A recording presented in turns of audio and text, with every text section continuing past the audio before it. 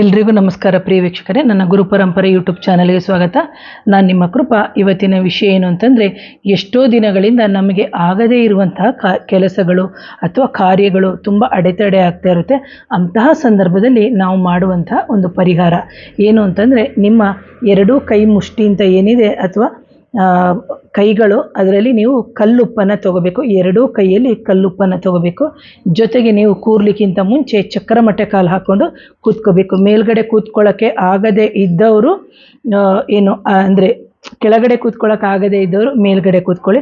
ಇಲ್ಲ ನಾವು ಕೆಳಗಡೆ ಕೂತ್ಕೋತೀವಿ ಅಂದರೆ ಖಂಡಿತವಾಗ್ಲೂ ನೀವು ಕೆಳಗಡೆ ಕೂತ್ಕೋಬೋದು. ಬಟ್ ಇದಕ್ಕೆ ಆದಷ್ಟು ಚಕ್ರಮಟ್ಟೆ ಕಾಲನ್ನು ಹಾಕ್ಕೊಂಡು ಕೂತ್ಕೊಂಡ್ರೆ ಖಂಡಿತವಾಗ್ಲೂ ನಿಮ್ಮ ಮನೋಕಾಮನೆಗಳು ಅಥವಾ ನಿಮ್ಮ ಕೆಲಸಗಳಲ್ಲಿ ಅಡೆತಡೆ ಆಗ್ತಿದ್ರೆ ಖಂಡಿತ ಆಗುತ್ತೆ ಅಂತ ಹೇಳ್ತೀನಿ ಪ್ರಿಯ ವೀಕ್ಷಕರೇ. ಯಾಕೆ ಅಂತಂದರೆ, ನೀವು ಕೂತ್ಕೊಳ್ಳೋಕ್ಕಿಂತ ಮುಂಚೆ ಶುದ್ಧವಾಗಿರುವಂಥ ಬಿಳಿಯ ಹಾಳೆಯನ್ನು ತೆಕ್ಕೊಂಡಿರಬೇಕು. ಅದಕ್ಕೆ ಯಾವುದೇ ರೀತಿಯ ರೋಲ್ ಆಗಿರ್ಬೋದು ಅಥವಾ ಏನು ಬರ್ದಿರಬಾರ್ದು. ಅದರಲ್ಲಿ ನೀವು ಚಕ್ರಮಟ್ಟೆ ಕಾಲು ಹಾಕ್ಕೊಂಡು ಆ ತೊಡೆಯ ಮೇಲೆ ಇಟ್ಕೋಬೇಕು.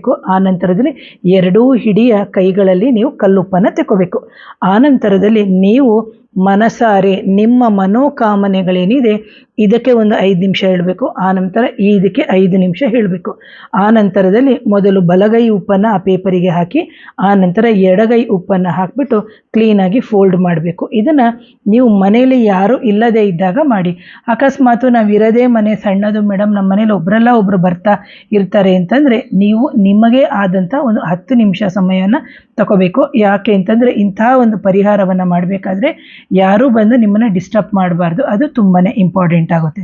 ಆ ನಂತರದಲ್ಲಿ ನೀವೇನು ಮಾಡಬೇಕು, ಆ ಪೇಪರು ಮತ್ತು ಆ ಕಲ್ಲುಪ್ಪು ಏನಿದೆ ಯಾವುದಾದರೂ ಒಂದು ಮರದ ಕೆಳಗಡೆ ಅಥವಾ ಗಿಡದ ಕೆಳಗಡೆಗೆ ಹಾಕಿ, ಇಲ್ಲದೇ ಇದ್ದಂಥ ಸಂದರ್ಭದಲ್ಲಿ ಹರಿಯುವ ನೀರಿಗೆ ಹಾಕೋದ್ರಿಂದ ನಿಮ್ಮ ಮನೋಕಾಮನೆಗಳು ಈಡೇರುತ್ತೆ ಅಂತ ಹೇಳ್ತೀನಿ ಪ್ರಿಯ ವೀಕ್ಷಕರೇ.